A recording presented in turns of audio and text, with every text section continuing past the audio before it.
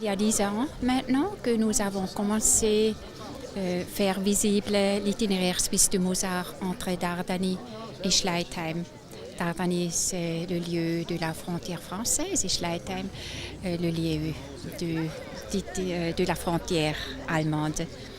Et nous avons mis maintenant 18 stèles commémoratives à Mozart et 5 stèles seront inaugurées encore cette année jubilée. Que représentait cette stèle qui est passée de main en main, d'endroit à endroit? Alors, d'une manière symbolique, c'est un petit peu le passage de témoin. C'est qu'au fil des routes, au fil des étapes, le flambeau se transmet. Cette passion pour la musique de Mozart, pour l'œuvre de ce prodige musical.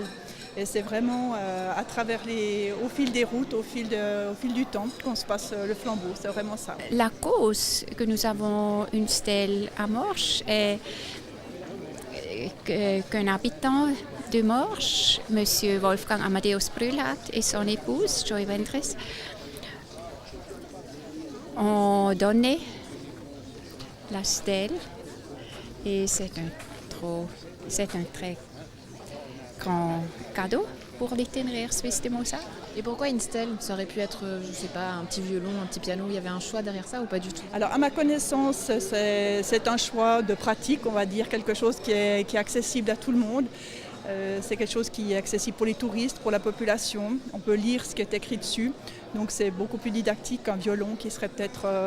on va peut-être moins s'intéresser à un violon ou à un piano si on n'est pas soi-même mélomane.